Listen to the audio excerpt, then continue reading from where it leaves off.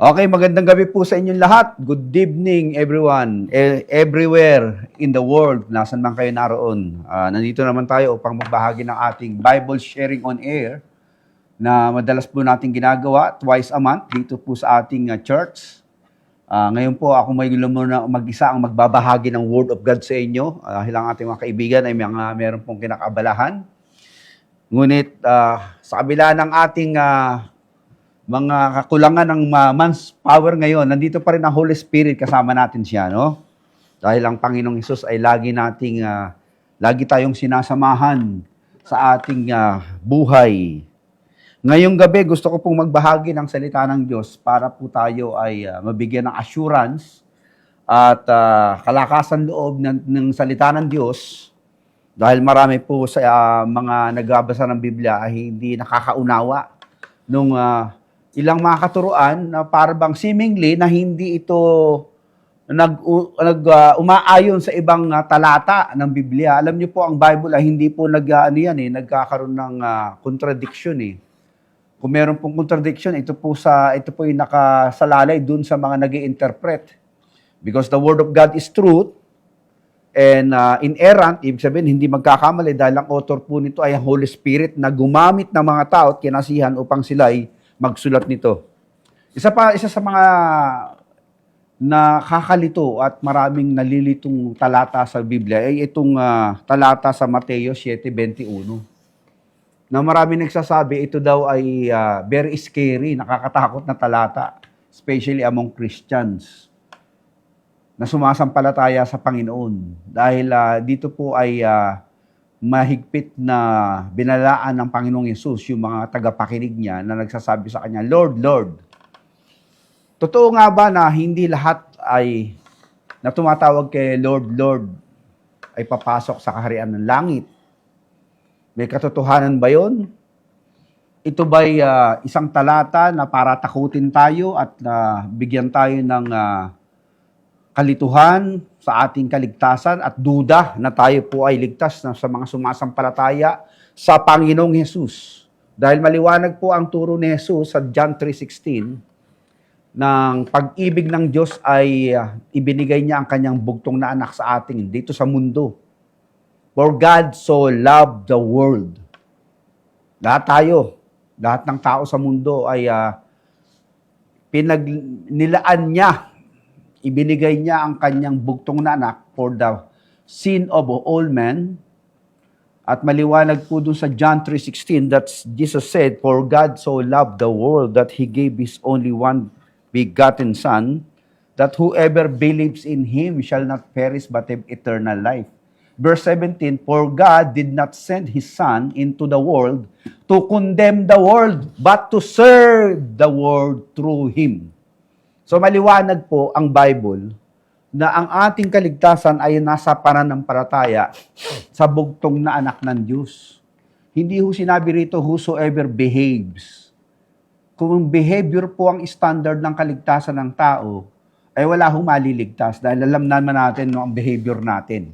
As a human being, alam ng tao, alam mo, alam ko, alam nating lahat ng ating mga ugali, ay hindi talaga sapat sa standard ng kabanalan ng Diyos. Dahil sa Bible lang nagsabi, lahat ay nagkasala at hindi makaabot sa kaluwalhatian ng Diyos. So believing is the way to salvation, not behaving.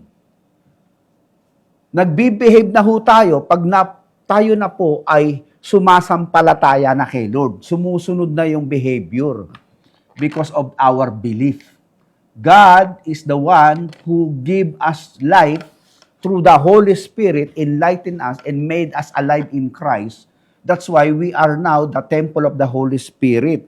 Ngayon, marami pong nagsasabi, Pastor, ito pong talata sa Bible patungkol sa mga nagpapagamit sa Panginoon, mga naglilingkod kuno sa Panginoon.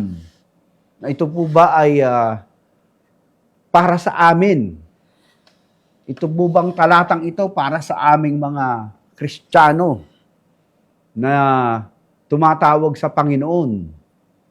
Tignan po natin mabuti, sitasin ho natin. Ang background po nito ay nasa Matthew chapter 7, Magmula po sa chapter 5, 6 hanggang 7 ng Matthew, ito po yung turo ni Jesus patungkol sa Sermon on the Mount. Marami po siyang mga tinuro doon patungkol sa buhay at patungkol sa kalangitan ng Diyos.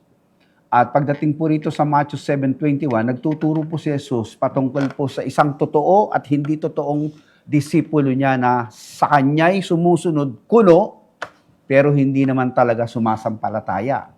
Ginagamit lamang ang kanyang pangalan upang meron silang magawa. At hindi natin alam kung anong motibo ginagawa ayon sa kanilang personal na agenda. Basahin po natin. Not everyone who say to me, Lord, Lord, will enter the kingdom of heaven.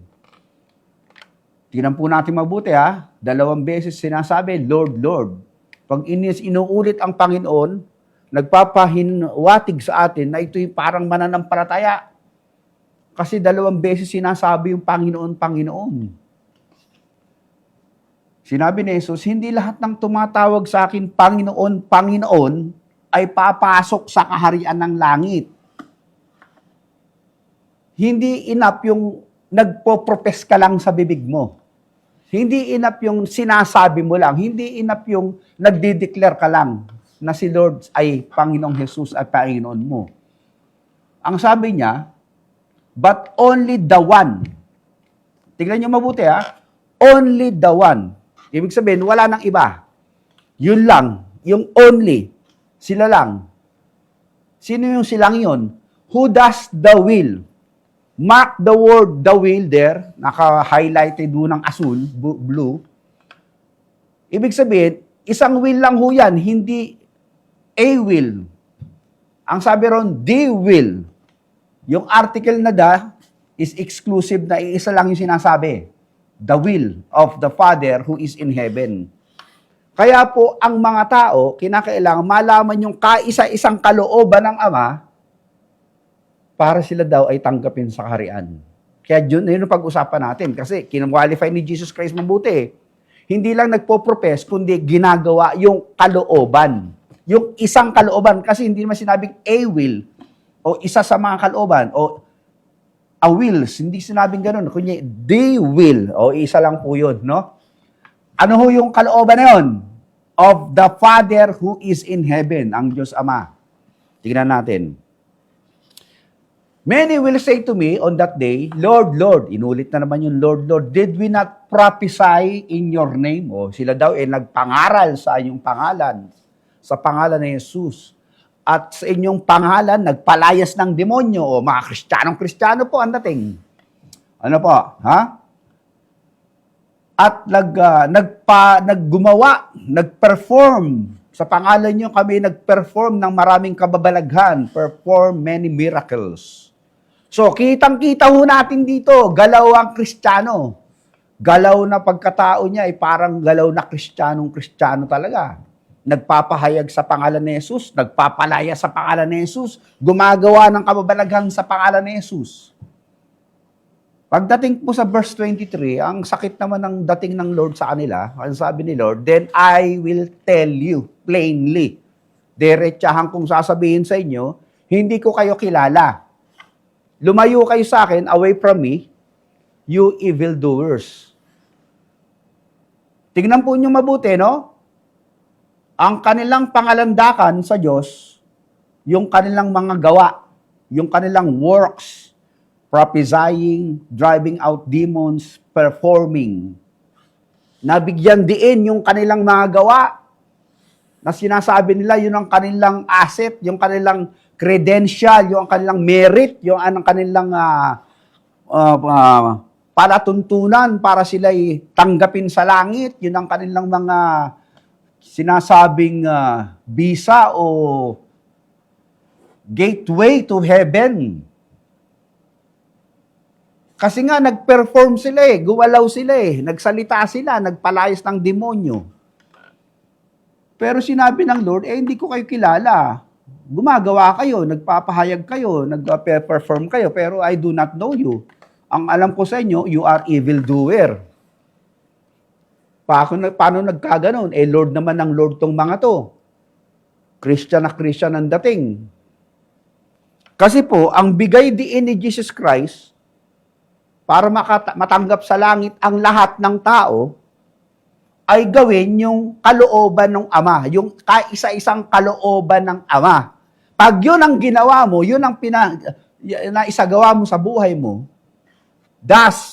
who does, yun lang ang gagawin mo wala nang iba yung kalooban lang Yun ang sundan natin, yun ang hanapin natin, yun ang alamin natin. What is the will of the Father who is in heaven that we may be accepted by Him when the day comes, the day of our judgment, the day of our death, the day of our facing God. Ayan, yun ang alamin natin. So maliwanag po ang Bible na yung pag-perform ng mga taong nagsalita dito ay hindi ni-recognize ni Jesus Christ. Sabi niya, didiretsahin ko kayo, hindi ko kilala lumayo kayo sa akin, mga paggawa kayo ng masama masama bang magpahayag ng salita ng Diyos sa pangalan ni Jesus? Masama bang magpalayas ng demonyo? Masama bang mag-perform ng kababalaghan? Hindi naman. Pero siyempre, may mga buhay tayo at may mga buhay ang mga taong yan na hindi lang naman yan ang buhay nila Meron silang family life, probably. Meron silang work sa ibang area. Na dun sa area na yon, kita ng Panginoon dahil ang Diyos ay nakakakita sa lahat at alam niya lahat, sumasa lahat. Sabi niya, you are evildoers. So therefore, isolated tong mga tinrabaho nilang to, sasabihin lang nila para sila ay maging makatanggap ng merit sa langit at matanggap sila sa langit para makapasok. Pero sabi ng Lord, you are not qualified to enter heaven because you are evildoers and your performance is not accepted. Ayun, sakit ho nun, di ba? Bakit? Kasi ang Bible ay mayroong tinasabing ang kaligtasan natin ay nakabase hindi sa ating mga gawa, kundi sa mga biyaya ng Diyos sa magitan ng ating pananampalataya, believe, faith. Isang kategoryang salita lang yan. Believing, having faith is the same meaning. Ephesians 2:8, for it is by grace you have been saved through faith. Tignan nyo. Ang biyaya ng Lord ay iginawad sa mundo at ang mga tao sa mundo nag-respond by faith with that grace. Kaya po tayo nagkaroon ng connection sa langit. Tayong mga tao, biniyayaan ng langit ng kanyang anak na si Jesus. Tayo'y sumampalataya sa anak ng Diyos na buhay, kaya tayo nangaligtas. Yung po ay kaloob. Ayan, ang sabi diyan, this is not from yourself. The grace of God is from Him, God Himself. Nag-respond lang tayo through our faith. Yung po ay regalo ng Lord. Ano sa verse 9? Ang sabi doon, not by works. Kaya po yung works na sinabi sa 7:21 ng Mateo ay hindi recognized ng Diyos, ng Panginoong Yesus. Bakit? Regalo yung ibinibigay sa ating kaligtasan. Itong mga tao dito, nagpe-perform, sa kanila nang gagaling yung mabuting gawa at maaayos na gawaing makalangit, pero hindi pala yun ang tanggap ng langit. Bakit? So that no one can boast. Yung po ang inaalis ng Diyos, yung elemento ng yabang. Pagdating sa kaligtasan, wala tayong pwedeng ipagmalaki sa Diyos dahil sa Kanya nagmula ang kaligtasan. Ang ating contribution dyan, yung ating pag-respond sa Kanyang grasya na ibinawad sa atin through Jesus Christ. Maliwanag po ba yun? Hindi mo pagtatrabahuan.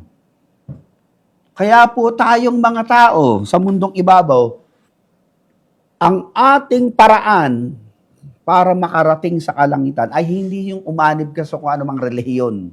Wala ho sa sekta yan, wala sa religion, only Jesus Christ. Dahil walang sekta o relihiyong napako sa krus para magbayad ng kasalanan mo at kasalanan ko. Kundi si Jesus Christ lang. Jesus Christ alone is the enough payment for the sin of all men. Who takes away the sins of the world, the Lamb of God.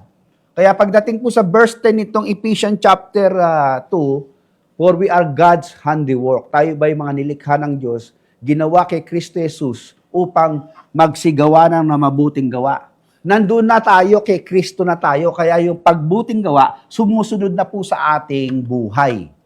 Dahil nasa atin ang kanyang espiritu na nag-uudyok at nagbibigay sa atin ng kakayahan upang sumunod sa kanyang mga utos. The Spirit of Christ gave us the power to obey His word.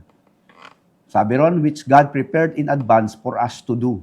Kaya po, believing first and then behaving follows. Hindi yung behaving in order to have a belief. Mali yun. Hindi ganun ang standard ng langit. Iba magbe-behave daw para tanggapin siya ng langit. Wala namang belief kay Lord. Eh sabi ng Bible, for God so loved the world that whosoever believes in Him, He gave His only Son. That whoever believes in Him shall not perish but have life. Kaya po yung performance dun sa 7:21 ng Matthew, pinangangalandakan nila yung kanilang mga performance, yung kanilang behavior, yung kanilang mga ways of life, and kanilang mga workings. But God rejected them all. So ngayon, may isang bagay na sinabi si Jesus doon, yung kalooban ng Ama. Kaya ulitin po natin sa John 3:16, ito po ang sinabi. For God so loved the world, that He gave His only Son, that whosoever believes in Him shall not perish but have eternal life. Yun po ang kalooban ng Ama. Tingnan niyo mabuti, John 5:24. Very truly I tell you, si Jesus Christ who nagsasalita dyan, whoever hears my word and believes in Him, believes Him, the God the Father, who sent me, has eternal life and will not be judged, but has crossed over from death to life. Ayan po ang maliwanag pa sa sikat ng araw. Whoever hears my word, si Jesus Christ nagsasalita, and believes Him who sent me. Yung pagpapadala ng Ama kay Jesus, yun ang ating pananampalataya na siya nga ay galing sa Ama ang ating tagapagligtas. Binibigyan daw tayo ng buhay na walang hanggan at hindi nahuhusgahan. Okay? But has crossed over from death to life. Ito po yung will na sinasabi dyan. The will of the Father. Ulitin natin bago natin bigyan din to. Matthew 7:21, not everyone who say to me, Jesus said, Lord, Lord, will enter the kingdom of heaven, but only the one who does the will of the Father who is in heaven. Ito po yung will. Kaisa-isang kalooban ng Ama sa buong mundo. Sa buong mundo nasasampalataya sa Kanya. Jesus said once again in John 6:40, for it is my Father's will. Isa lang. That everyone, lahat ng tao, sino man siya sa mundong ibabaw, anumang panahon at anumang lahi siya, who looks to the Son and believes, ayun po, maliwanag, believes in Him, shall have eternal life, and I will raise him up at the last days. Kaya po, isa lamang po ang kalooban ng Ama sa atin para tayo maligtas at mapunta sa langit. Kaya pag kayo po ay nagtatanong sa kaibigan nyo, huwag nyo silang tanongin, ikaw ba'y ligtas na? Masyadong komplikado sa utak niya yung salitang ligtas eh. Anong ligtas sinasabi mo? Ligtas ako sa aksidente? Ligtas ako sa utang? Ang dami kasing gustong maligtas eh. Ligtas sa bayaran? Hindi ganon. Ang ligtas dito yung ikaw ba, pag namatay ka, pupunta ka sa langit. Dun sa eternal life. Kasi langit, eternal place. Ikaw, ako, tayong lahat dito sa mundo, hindi naman tayo eternal dito. Mauubos ang katawan mo rito, mauubos ang oras mo, mamamatay ang tao. Pinakamahaba na, 120. Kung medyo malakas kang kumain ng cholesterol at diabetic ka, mahilig ka sa chocolate at matatamis, maaaga ka nun, mga siguro 60, 50, tapos ka na. Ito, eternal life ang pinag-uusapan. The will of the Father is to believe in the one begotten Son, that whoever believes will not perish but have eternal life. Kaya mga kapatid, ang kalooban ng amang sinasabi ni Jesus Christ dito sa Matthew 21 ay yung, kayo ba'y sumasampalataya sa akin bilang sinugo ng Ama sa inyo? O ginagamit nyo lamang yung pangalan ko para makapag-ngaral kayo, makapagpalayas kayo ng demonyo, makapaggawa kayo ng kababalaghan. Ibig sabihin, though you are not a believer, because you are using my name, which is name above all name, the name of my name has a power over all, pati demonyo sumusunod dyan sa pangalan ko. Ginagamit nyo lang ako. Pero hindi kayo sumasampalataya at nananalig, nagtitiwala sa akin. Meron pong mga ganyang tao sa Book of Acts, yung anak ni Esquiva, nagpapalayas din ng demonyo eh. Sabing ganyan, no? Sa pangalan ni Jesus na itinuturo ni Pablo, kayo mga demonyo, magsilayas kayo. Sabi ng demonyo sa kanila, kilala namin yung Kristo, yung Jesus. Yung Pablo, kilala rin namin. Kayo, sino kayo? O dinamba sila ng yung taong inaanihan na masamang demonyo eh. O, 7 sila, sugatan sila nung sila dinamba. Ibig sabihin, nagagamit natin o niyang sino man tao ang pangalan ni Kristo para merong kababalagang maganap. Dahil yung pangalan ni Jesus Christ, powerful yan. Lahat, pati demonyo, sumusunod dyan eh. Even though, kahit yung mga nagsasalita sa pangalan ni Jesus ay hindi naman talaga niya alagad. Kaya, diniretso niya yung Panginoong Jesus dito po sa Matthew 7:23, then I will tell them plainly, I never knew you, away from me, you evildoers. So your performance, your activities, spiritual man yan, o anumang level mo dyan, kung wala naman talaga kay Kristo ang pananalig ng mga nagpe-perform din, ay hindi ho talaga tanggap ng langit yan. So very clear po yung mga nagbabasa ng Bible, no? Itong Matthew 7:21, hindi ho applicable to sa mga tumanggap kay Jesus. Hindi applicable to dun sa mga sumasampalataya kay Jesus. Kayong nakaunawa ng will of the Father, because the will of the Father is to believe in the Son. If you are the believer of the Son of God, you does the will of the Father already. Yung performance na gagawin mo rin ngayon sa buhay mo ay bunga na lamang yan ng iyong pananalig sa bugtong na anak ng Diyos. Your behavior and your performance, your activities and spiritual exploit will always be the end results of your believing in Christ. Bunga na lang yun. That's why believe first and then behaviors follow. Performance follow.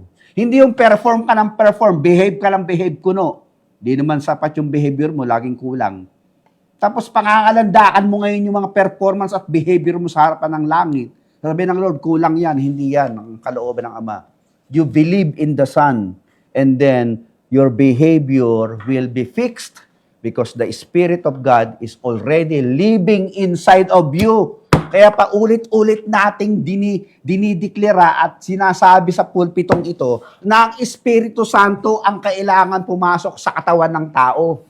That the body of any person who does not have the Spirit of Christ does not belong to Christ. Romans 8:9. Bakit? Madali kasing magsalita sa bibig mo lang, Lord, Lord Jesus. Gamitin mo yung pangalan niya para makapag-perform ka ng kababalaghan at magawa ng mga pagpalayas ng demonyo. But deep inside of your heart, you are not a believer of Christ. Therefore, God can see the heart of a person who does not have His Spirit. They are not belongs to God nor to Jesus because the Holy Spirit is not in them. So nawa, dapat ito maging maliwanag sa inyo. Maraming natatakot dito sa Matthew 7:21. Feeling nila, ay naku, hindi ako makapag-perform, hindi ako makapagpalayas ng demonyo.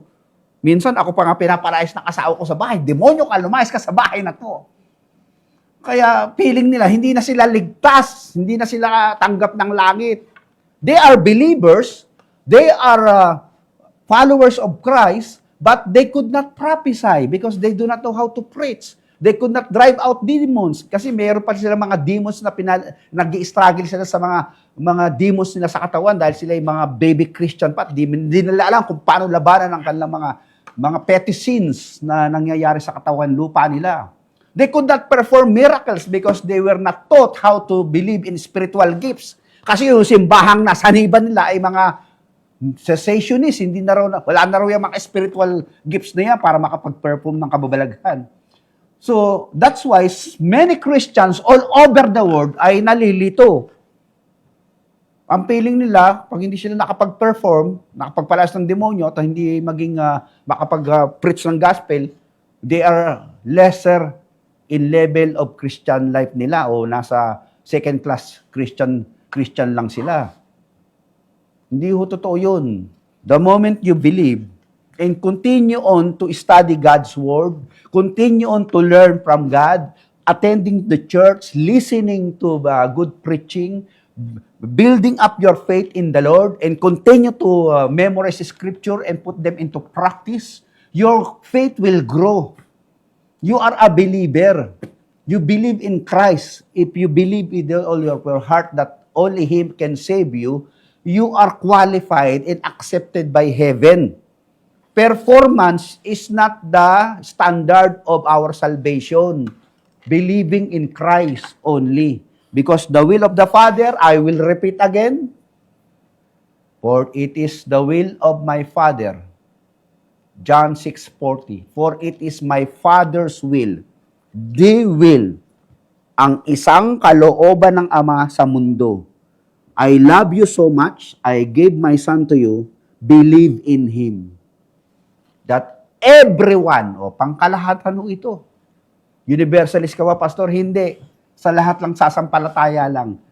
Ang sakripisyo ni Kristo ay para sa lahat. But those who only receive Him and believe Him, He gave them the right to become the child of God. John 1:12.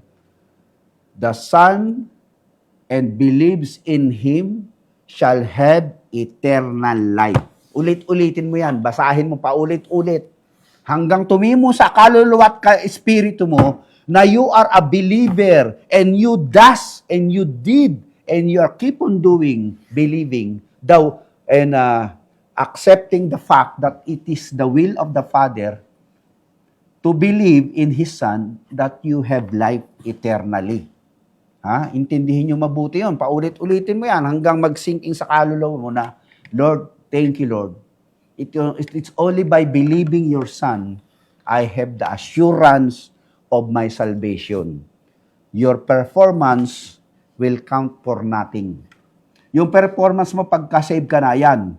Profitable yan. Dahil magiging kapakipakinabang pag ikaw ay gumagawa ng mabuti, nakakapag-perform ka na, nakapag-lies ka ng demonyo, marami ka natutulungan, napapagaling ang mga may sakit, kapakipakinabang na yung faith mo sa mga ibang tao, sa mananampalataya at sa hindi mananampalataya.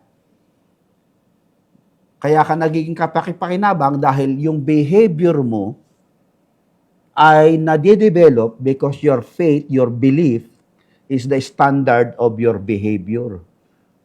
Kung ano yung pananampalataya mo, ganun ang iyong pagkilos. You have faith in God, the holy God, the righteous God, the just God, and therefore, your lifestyle reflects what you believe. Yun ang ibig sabihin ng Christianity. I hope meron po kayong natutunan ngayon, especially dun sa mga nalilito dito sa Matthew 7:21. Ang will of the Father po dyan is to believe in the Son He gave to the world. Whoever believes in Him will not perish but have life. Hindi ho yung performance.